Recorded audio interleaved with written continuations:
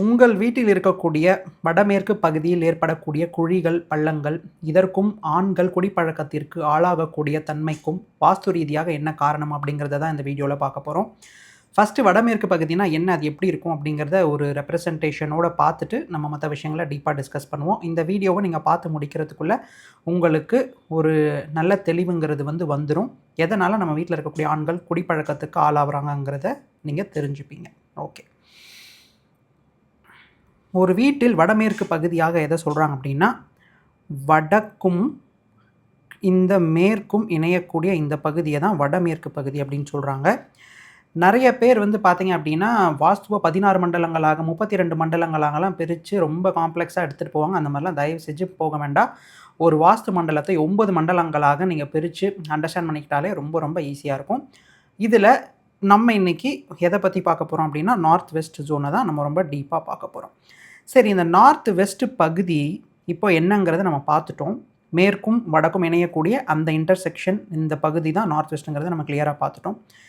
இப்போது north west பகுதி எந்த மாதிரி விஷயங்களை வாஸ்து ரீதியாக நமக்கு குறிப்பிட்டிருக்காங்க, நம்ம வாழ்க்கையில் எந்த மாதிரி விஷயங்களை அது தீர்மானம் செய்யுது அப்படிங்கிறத அண்டர்ஸ்டாண்ட் பண்ணிக்கிட்டோம்னா நமக்கு இந்த டாபிக் ரொம்ப ஈஸியாக புரிஞ்சிடும். ஸோ இப்போ நம்ம அதை போய் பார்ப்போம். வடமேற்கு பகுதிக்கு எந்த ஒரு திக்பாலகரை கொடுத்துருக்காங்க அப்படின்னா, வாயு பகவானையும் கிரக ரீதியாக சந்திரன் கேது என்கின்ற கிரகத்தையும் காற்று என்கின்ற பஞ்சபூத தத்துவத்தையும் இந்த திக்பாலகரினுடைய தன்மையான மான் அப்படிங்கிற விலங்கினுடைய உருவமைப்பையும் இந்த ஒரு திசைக்கு கொடுத்துருக்காங்க வாஸ்து ரீதியாக. இது வாழ்க்கையில் நமக்கு என்னென்ன விஷயங்களை கொடுக்கும் அப்படின்னா, முதல்ல வடமேற்கு பகுதி நீங்கள் ஒரு எண்ணத்தை தீர்மானமாக எடுத்து அதை செயல்படுத்தக்கூடிய அமைப்பில் இருக்கீங்களா அப்படிங்கிறத தீர்மானிக்கும். அதனால தான் அங்கே சந்திரனுங்கிற அமைப்பை கொடுத்துருக்காங்க. ஒரு சிலர்லாம் பார்த்தீங்க அப்படின்னா எப்போதுமே ஸ்டேபிள் அண்ட் ஸ்டடியாக ஒரு டிசிஷன்ஸ் எடுக்கிறாங்கன்னா அதற்கு வடமேற்கு பகுதி அவங்க வீட்டில் சிறப்பாக இருந்தால் இந்த மாதிரி டிசிஷன்ஸை எடுப்பாங்க. இதில் முக்கியமாக இந்த வடமேற்கு பகுதி என்பது ஒரு காற்றுத்தன்மை வாய்ந்த ஒரு பகுதியாக இருப்பதினால் ஒரு நிலையற்ற தன்மையுடைய ஒரு பகுதியாக குறிப்பிட்டிருக்காங்க. இதில் முக்கியமாக இந்த வடமேற்கு பகுதி எந்தெந்த மாதிரியான விஷயங்களை ஆளுமை செய்து அப்படின்னா, உங்களுடைய மனம், உங்களுடைய பயணங்கள், நீங்கள் வெளியே தொடர்பு கொள்ளக்கூடிய உறவு முறைகள், உங்களுடைய நெட்வொர்க் அப்படின்னு நம்ம சொல்லலாம். உங்களுடைய சோஷியல் நெட்வொர்க் எப்படி இருக்குது, யார் யாரெல்லாம் நீங்கள் தொடர்பு கொள்கிறீங்க, உங்களுடைய பேர் எப்படி, நீங்கள் எப்படி அறியப்படுகின்றீர்கள், இந்த மாதிரியான விஷயங்கள் எல்லாமே இந்த வாயு மூளைங்கிறது குறிக்கும். ஓகே, பயணம்ங்கிறது நம்ம ஆல்ரெடி பார்த்துட்டோம். இந்த மூளைங்கிறது எப்பொழுதுமே மாற்றத்தினுடன் தொடர்புள்ள ஒரு மூளையாக கருதப்படுகின்றது. அதே மாதிரி உடல் ரீதியாக கால்களை குறிக்கக்கூடிய ஒரு பகுதியாக இருக்குது. ஓகே சார், இப்போது ஏன் நம்ம இதெல்லாம் பார்க்குறோம் அப்படின்னா, இந்த தத்துவங்களை, இந்த தன்மைகளை நீங்கள் புரிஞ்சு கொண்டால் மட்டும்தான் ஏன் உங்கள் வீட்டில் இருக்கக்கூடிய ஆண்கள் குடிப்பழக்கத்துக்கு அடிமையாகிறாங்க, அங்கே எந்த மாதிரி தவறுகள் இருந்தால் அது உங்களை எப்படி அஃபெக்ட் பண்ணுது அப்படிங்கிற ஒரு விஷயத்தை நீங்கள் புரிஞ்சுப்பீங்க. நம்ம என்ன சொன்னோம், இது ஒரு நிலையற்ற எப்பொழுதும் மாற்றத்தை உருவாக்கக்கூடிய ஒரு பகுதியாக தான் இதை நம்ம கருதுகிறோம்னு சொன்னோம். அதனால தான் எப்போதுமே பார்த்திங்க அப்படின்னா கல்யாண பருவத்தில் இருக்கக்கூடிய பெண்மணிகளுக்கு நார்த் வெஸ்ட்டில் பெட்ரூம் கொடுங்கன்னு ஏன் சொன்னாங்க அப்படின்னா, அவங்களே சீக்கிரம் வீட்டை விட்டு போயிடுவாங்க அப்படிங்கிற ஒரு தன்மையில் தான் அந்த இடத்த பெண்களுக்காகவே கொடுத்தாங்க. எந்த ஒரு விஷயமும் உங்கள் வீட்டில் இருந்து சீக்கிரம் வெளியேறணும்னு நீங்கள் நினச்சிங்கன்னா அதை நீங்கள் நார்த் வெஸ்ட் மூளை வடமேற்கு பகுதியில் வச்சிங்க அப்படின்னா அது சீக்கிரம் வெளியேறிடும். அந்த மாதிரி ஒரு தன்மை வாய்ந்த ஒரு மூளை. ஓகே, இங்கே எந்த மாதிரி தவறு இருந்தால் என் வீட்டில் இருக்கக்கூடிய ஆண்கள் குடிப்பழக்கத்துக்கு அடிமையாவாங்க அப்படிங்கிறதையும் இப்போ நம்ம பார்ப்போம்.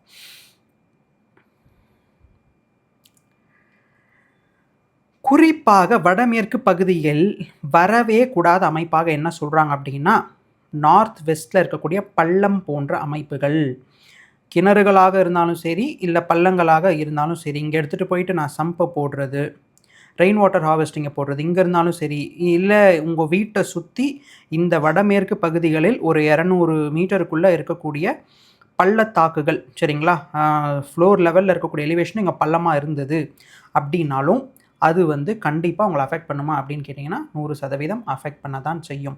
இந்த பள்ளங்கள் எப்படி அஃபெக்ட் பண்ணுது அப்படின்னா, கேதுவின் தன்மை இந்த ஒரு பாகத்துக்கு இருக்கிறத நம்மளுடைய இதில் பார்த்தோம்.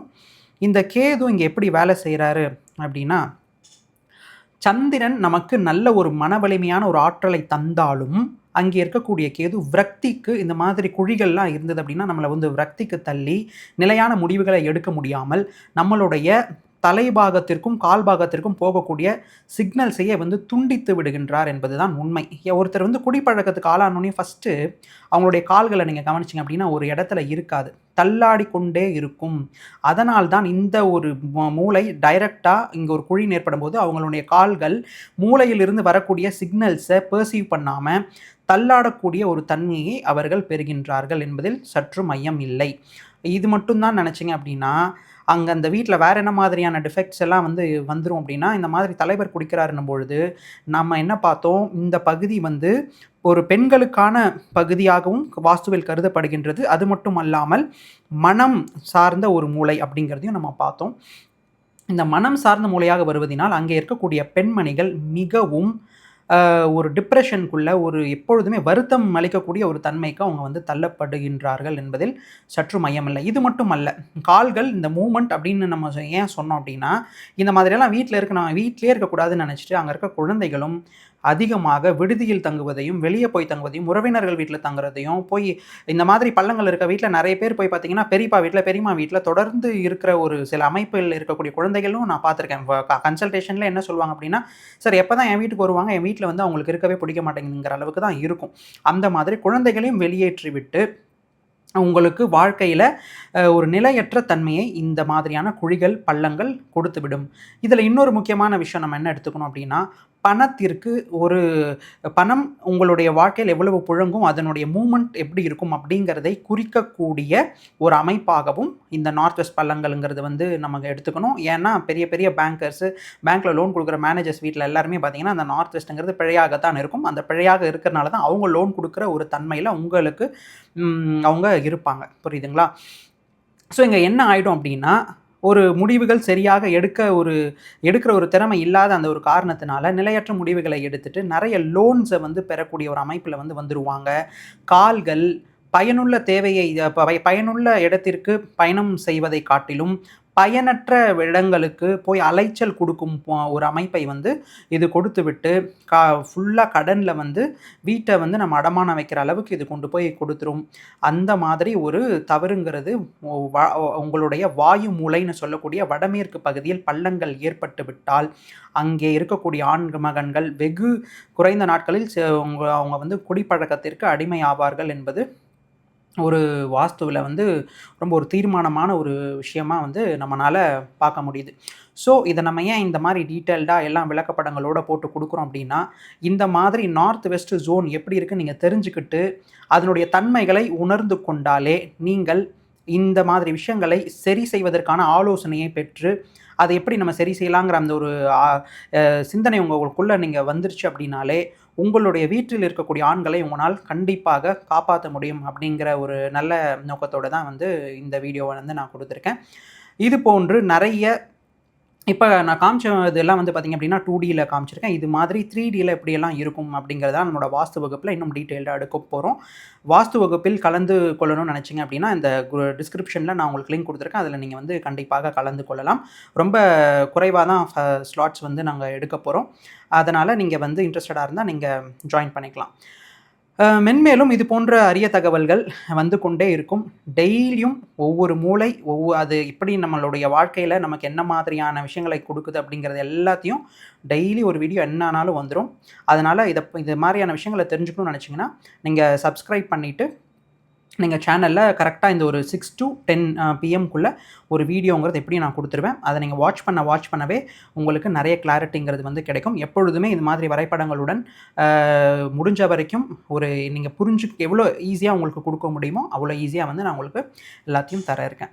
Until the next video, stay tuned, take care, உங்கள் பாலன்.